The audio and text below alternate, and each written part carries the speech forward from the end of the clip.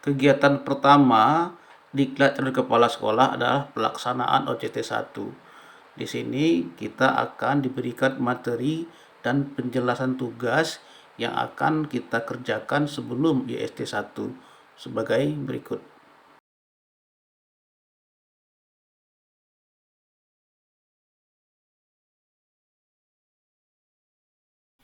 Analisis kebutuhan pengembangan kompetensi AKP ini dilaksanakan di kegiatan OJT 1. Biasanya dilaksanakan dengan aplikasi. Jadi tidak mengisi lembar format seperti ini, tapi ada aplikasi yang biasanya diberikan oleh panitia kegiatan. Namun uraian pertanyaannya agak kurang lebih seperti ini. Misalnya untuk dimensi kepribadian kita akan ditanya perkataan baik saya selaras dengan tindakan yang saya lakukan. Nah, kita boleh pilih.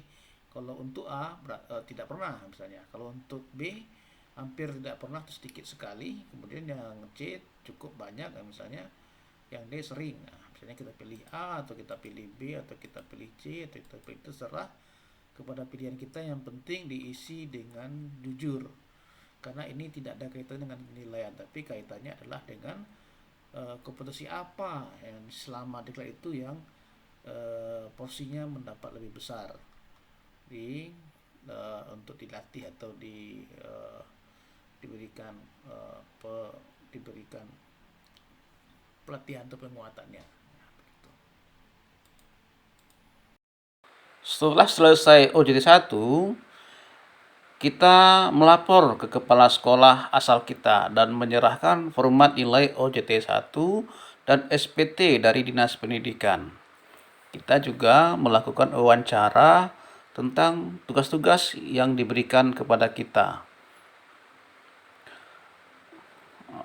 Kemudian kita melakukan diskusi dengan rekan guru yang ada di sekolah terkait permasalahan pembelajaran di sekolah sebagai acuan kita untuk mengisi tugas-tugas kita. Selain itu, kita juga perlu mendengarkan permasalahan pembelajaran yang dialami oleh peserta didik. Nah, kegiatan ini sangat berguna untuk mengisi tugas-tugas yang akan kita kerjakan sebagai berikut.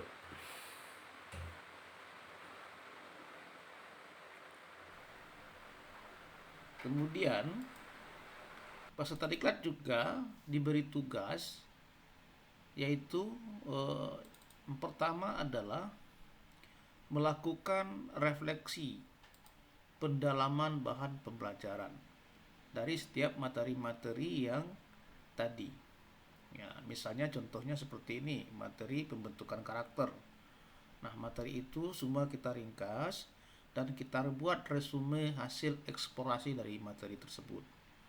Kemudian tulis juga hal-hal baru yang diperoleh. Misalnya untuk pembentukan karakter ada materi penugasan dinamika kelompok.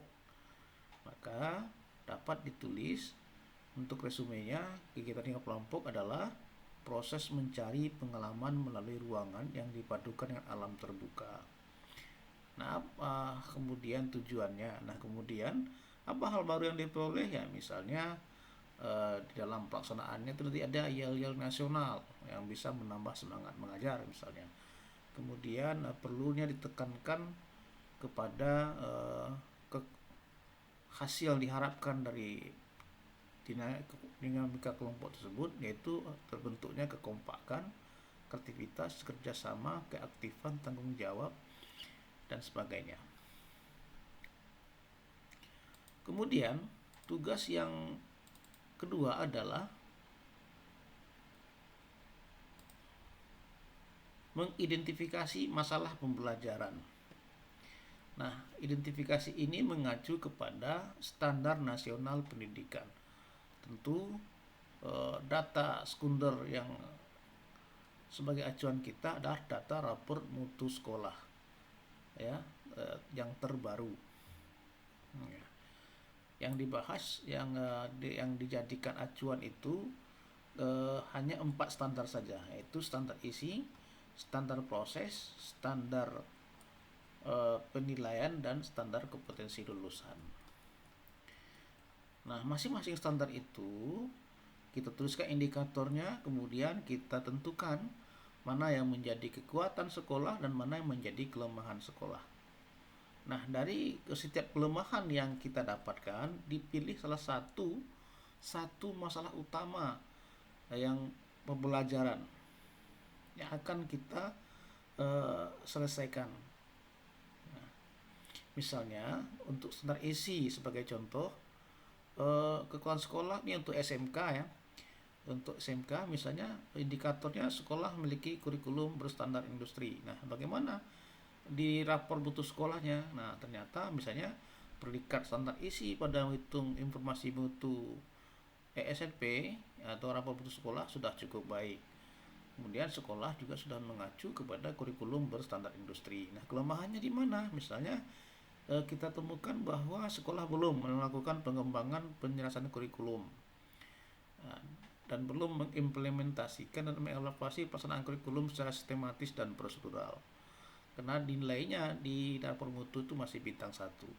Kemudian dari hasil wawancara kita dengan kepala sekolah juga didapati bahwa memang sekolah belum melaksanakan penyelesaian kurikulum, dan sekolah juga belum melaksanakan magang guru ya, dan juga belum ada kerjasama rekrutan lulusan dengan dunia usaha dan dunia industri.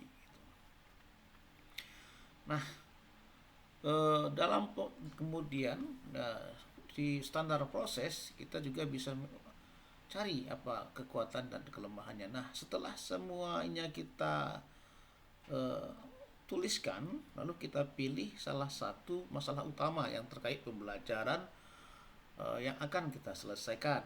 Nah, misalnya di sini penulis memilih yang akan diselesaikan itu adalah sekolah belum melakukan pengembangan penyelesaian kurikulum. Nah, apa dasar penulis memilih ini? Ya, yang pertama urgensinya, kemendesakannya. Kenapa perlu? Karena kurikulum yang selaras dengan Dudi itu sangat diperlukan pada saat pembelajaran ya, sehingga materi yang diberikan, kompetensi yang diberikan itu sesuai dengan kebutuhan industri. Nah, apakah itu mungkin kita lakukan di saat pelaksanaan di CKS itu? Nah, kita akan lihat dari segi SDM-nya, dari segi biaya dan waktunya. Nah, karena sekolah itu sudah memiliki kerjasama dengan Dudika, tentu kita bisa memudahkan kita dengan untuk memilih sumber daya manusia untuk kegiatan ini atau narasumber untuk kegiatan ini. Kemudian biaya dan waktunya apakah cukup? Nah, itu. Nah, selama kegiatan itu bisa dilaksanakan. Nah, apabila ini semua sudah terpenuhi, maka bisa kita laksanakan pembenahan atau perbaikan masalah utama dari kelemahan sekolah tersebut. Nah, bisa juga terkait pembelajaran lain, kelemahan lain yang bisa kita pilih adalah misalnya sekolah belum sepenuhnya melaksanakan pembelajaran dengan mendasarkan pada pekerjaan nyata atau otentik, seperti penanaman budaya kerja industri atau bekerja seperti di tempat kerja atau usaha. Bisa juga yang lain misalnya yang kita temukan sekolah belum melaksanakan kunjungan industri. Nah, dari 3 kelemahan yang kita tandai ini mungkin bisa kita pilih salah satu untuk kita pilih menjadi satu masalah utama. Nah, kemudian tugas berikutnya adalah masalah utama yang kita pilih tadi yang terkait dengan pembelajaran tadi adalah dicari apa gagasan atau inovasi atau solusi apa yang akan kita lakukan untuk mengurai atau memperbaiki masalah utama tersebut ya. Misalnya untuk pengembangan kurikulum, pertama kita misalnya melaksanakan solusinya adalah melaksanakan pengembangan kurikulum dengan melakukan penjelasan yang Dudika, atau misalnya yang kedua mendatangkan guru tamu atau tenaga ahli dari Dudika ya, untuk mengevaluasi kurikulum yang kita laksanakan. Kemudian bisa juga melaksanakan kunjungan industri untuk melihat kondisi nyata di industri ya.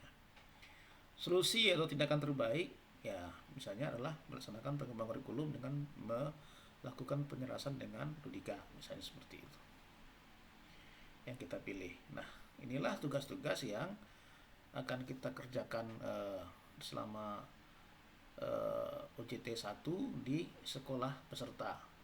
Nah, tugas-tugas ini kita bawa di saat setelah ini kita melaksanakan IST 1.